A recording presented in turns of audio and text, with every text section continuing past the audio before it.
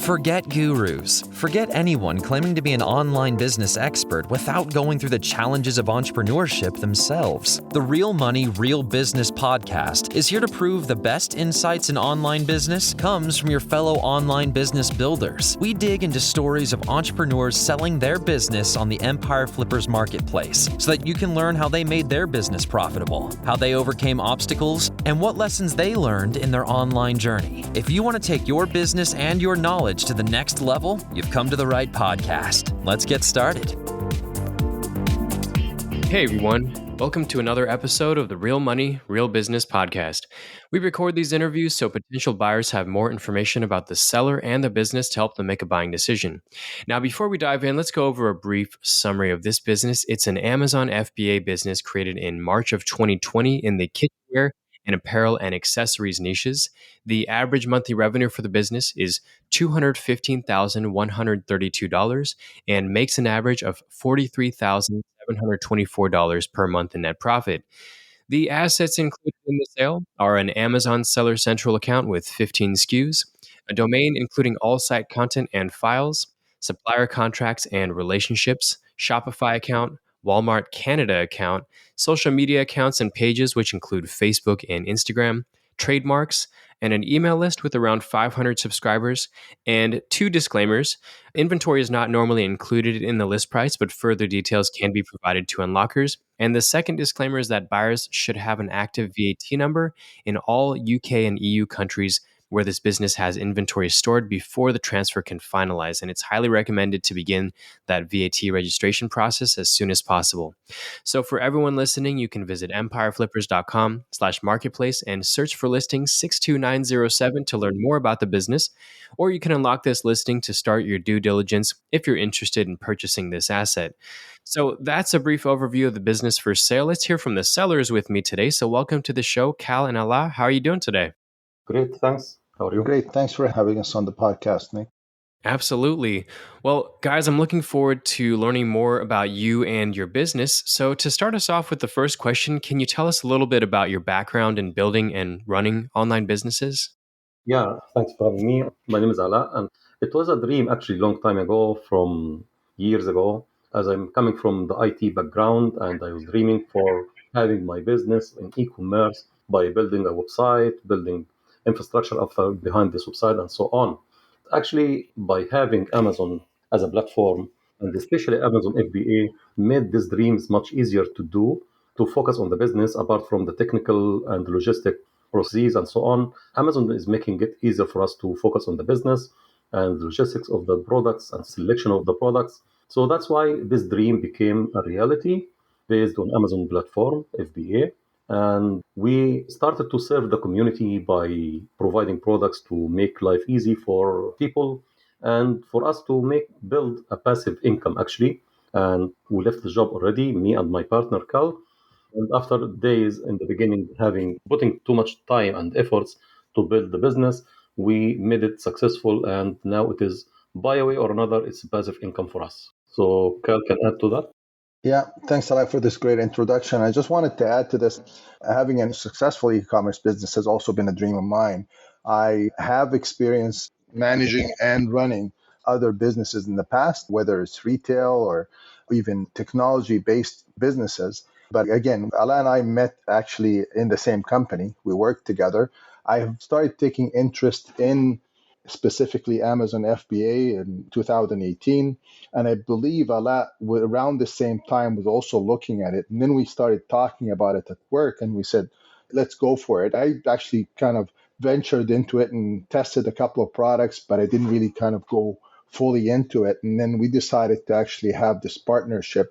Like Ala mentioned, FBA makes it easy for you to actually start this type of business as well as scale it. Obviously, there's lots to learn because Amazon has its own ecosystem and you got to learn it and actually perfect it. But it helps you focus on growing the business and scaling it rather than actually worrying about fulfillment, storage, and all that stuff. So it definitely made it easier for us.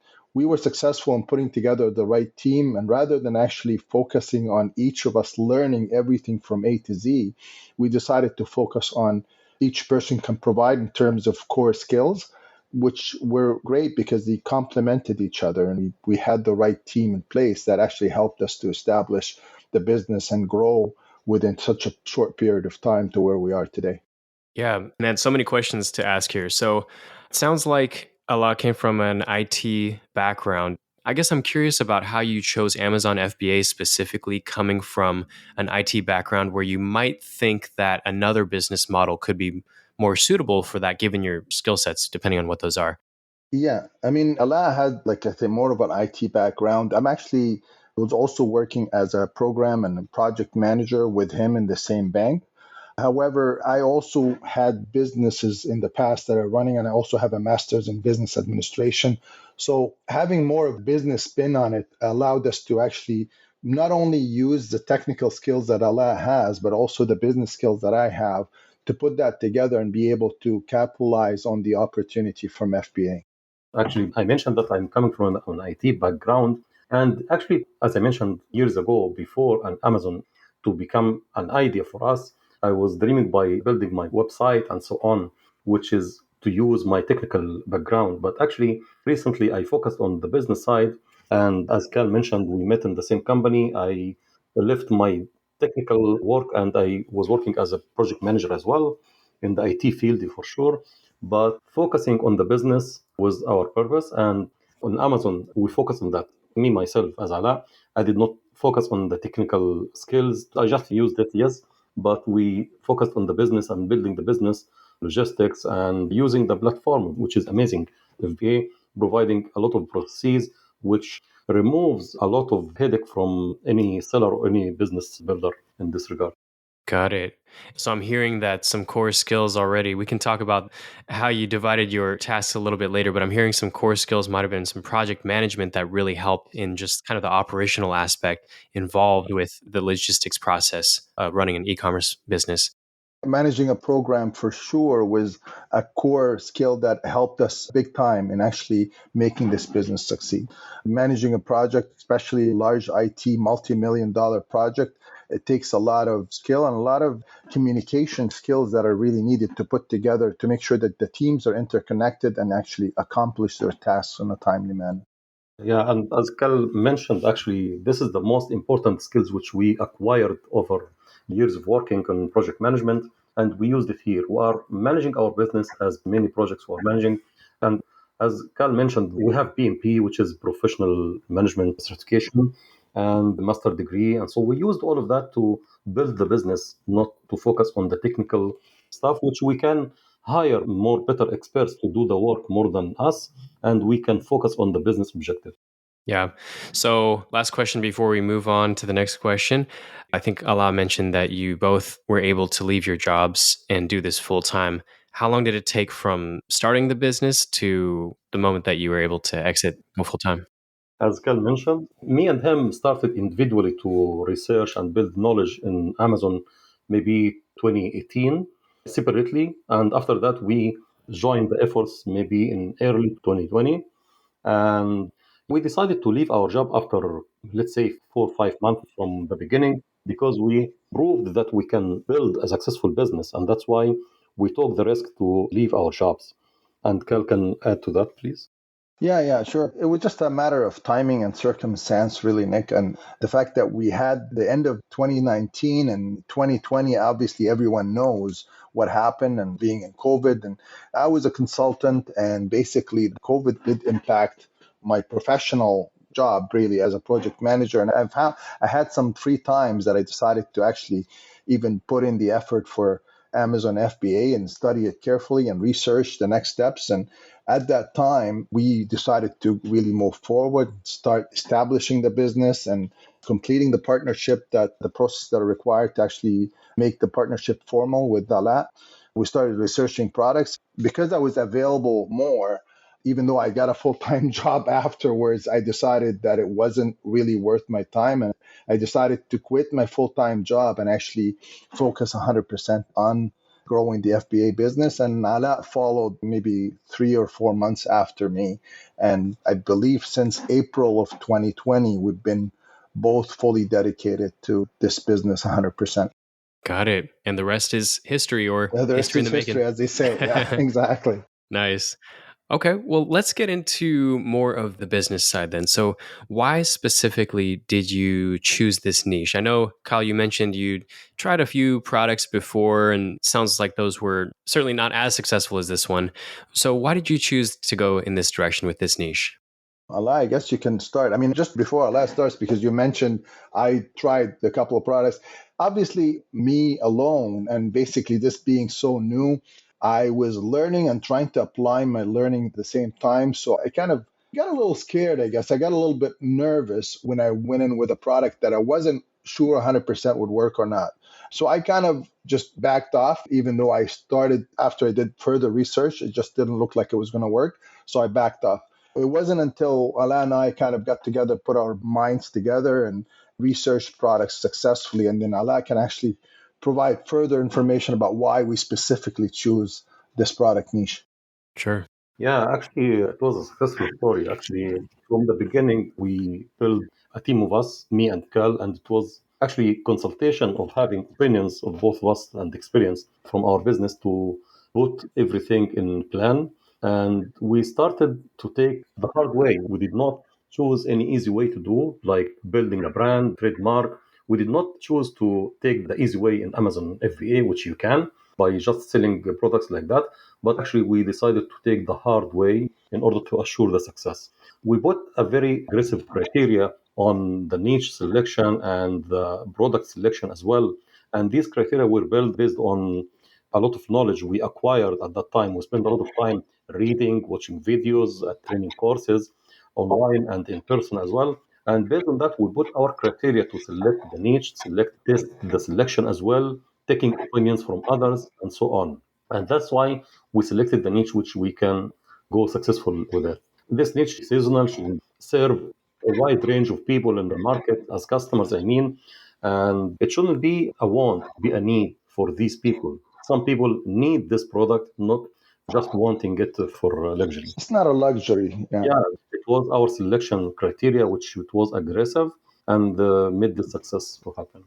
Yeah, and just to add to this is basically, as Alain mentioned, we've done some intensive research to ensure that this product meets all the certain criteria. We've had actually like a product research checklist that we developed just to kind of make sure that we check everything and make sure that it meets the right criteria. But also, we wanted to make sure that it meets a need for everyday people, right? So somebody that needs that product, it's important for them. They can use it day to day. And we found, even though that product in general was existing, we actually found the way to identify the gaps and make improvements to make sure that we're fully differentiated.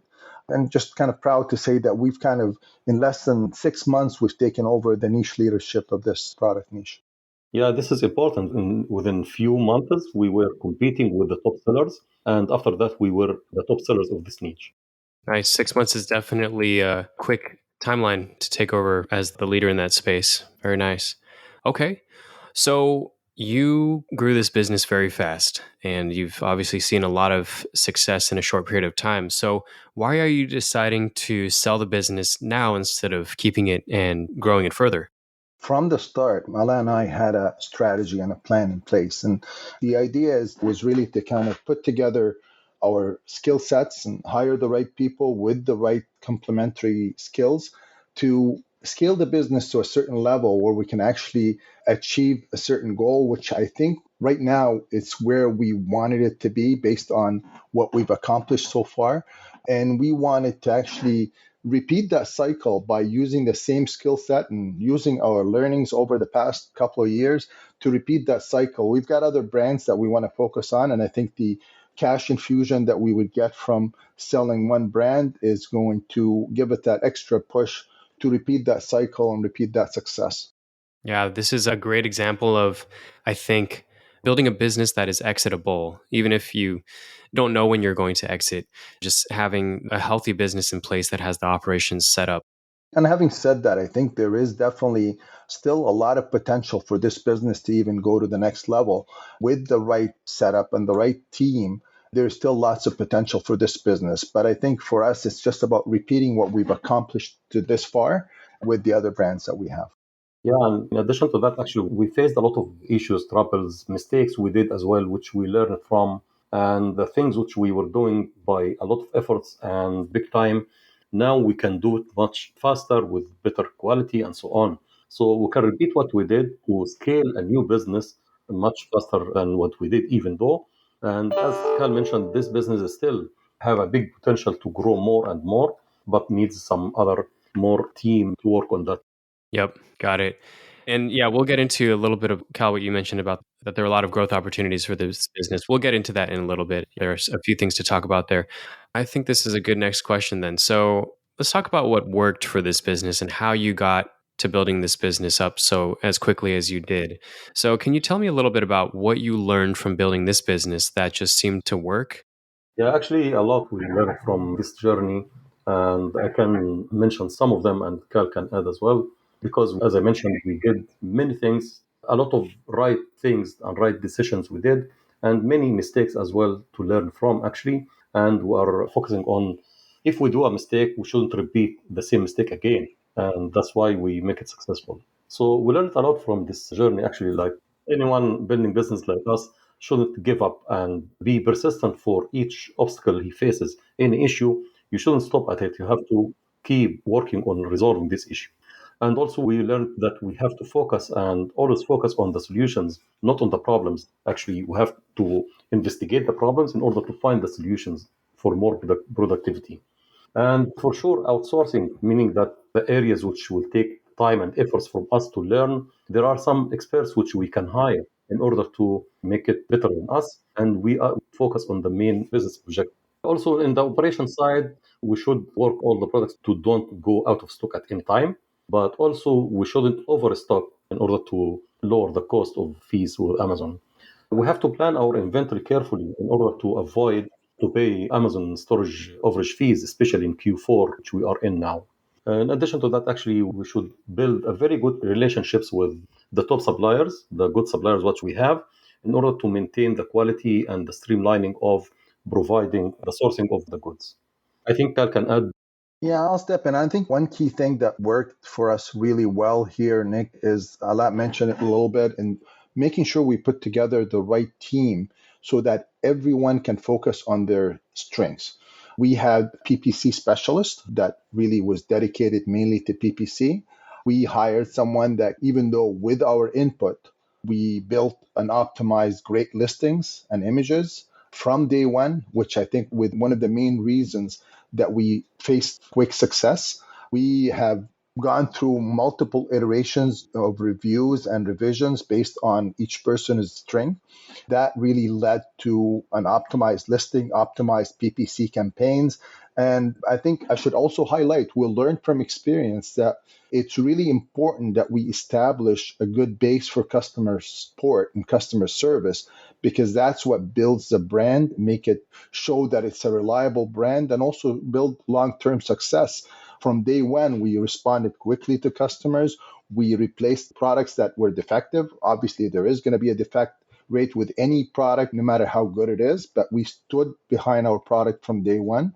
And we used the customer feedback to continue to improve quality for our product. We always communicated well with our suppliers and made sure that they apply these improvements in a timely manner so we can overcome any issues we faced in the past.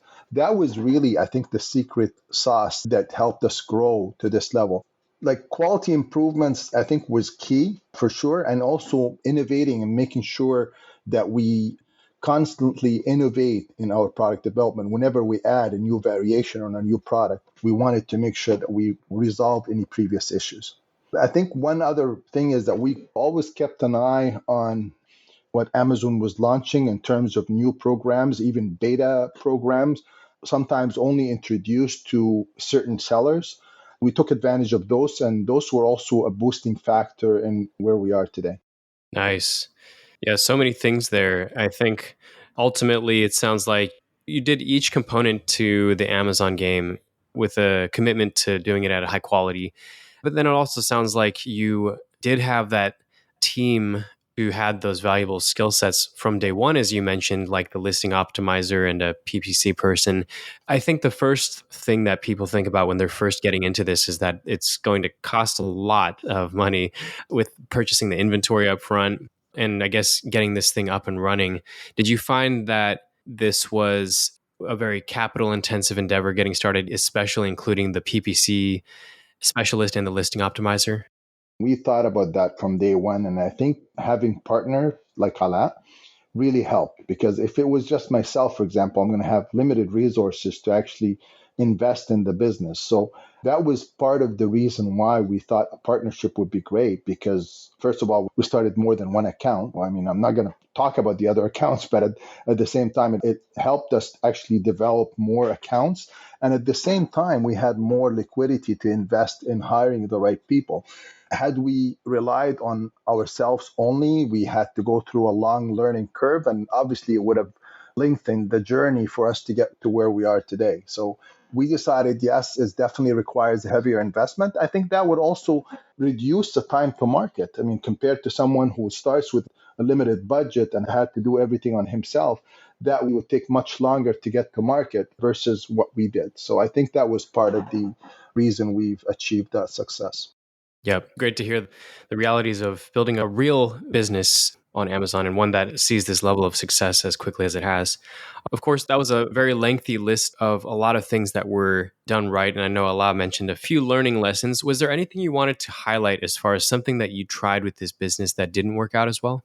Obviously, a business cannot be 100% successful all the time. You got to actually take some of the learnings and you got to convert them to lessons that you can leverage for future success. So we've tried, for example, certain products or product variations that we invested in, thinking that because we achieved success in one, that those are going to be automatic success. They didn't work out. We obviously had to make the right decision and discontinue them and take corrective action to overcome that. But obviously, we'll learn from that we need to thoroughly research a product and maybe test it with a smaller quantity before we invest in larger inventory quantities. That was definitely one lesson.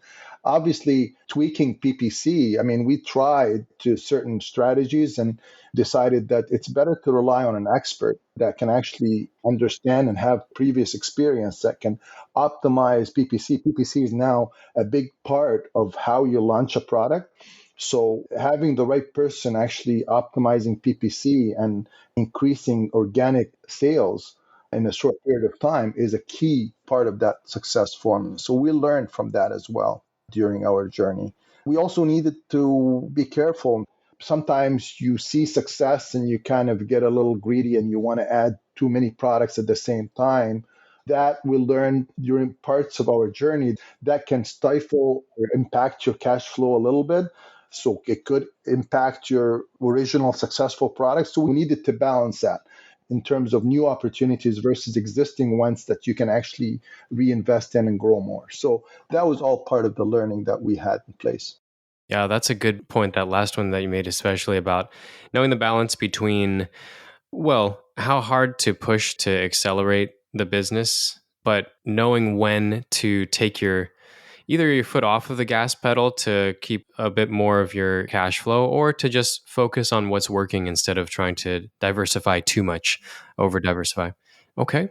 Well, let's get into the traffic and earnings. So I know predominantly for Amazon FBA, you're going to see a combination of organic and PPC based sales. But can you tell me, was there anything else as far as either what you're doing right now or where you're planning to go in the future about how traffic or revenue is generated or what you're working on now?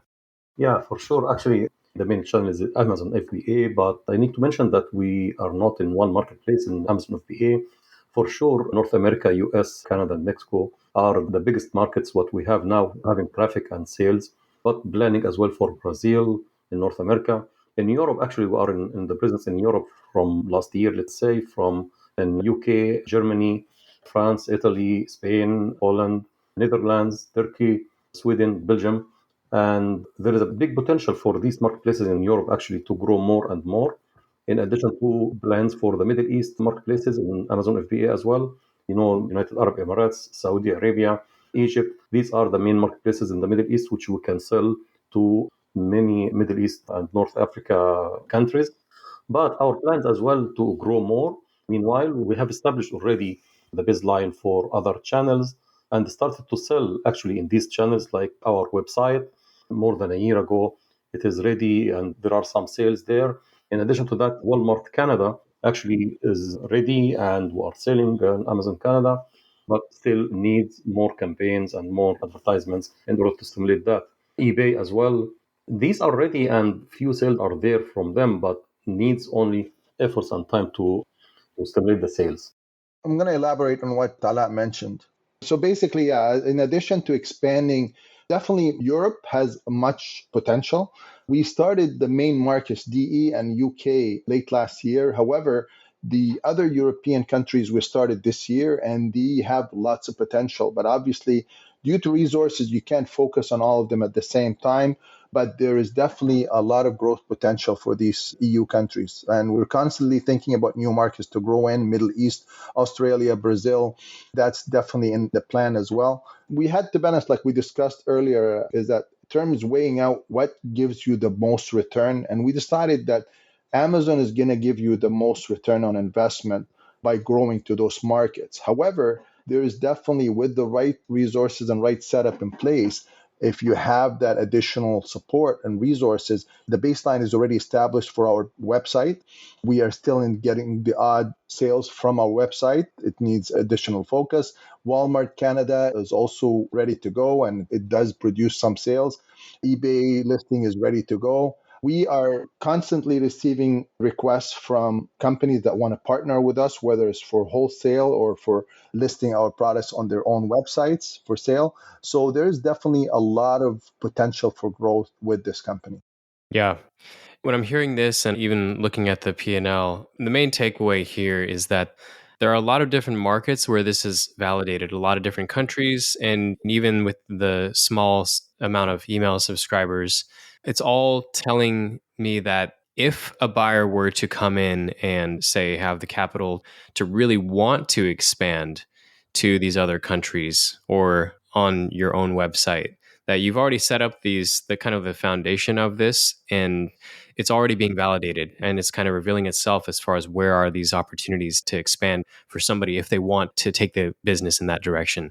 Absolutely. One more thing to add, Nick, and I think in your initial introduction, you mentioned assets.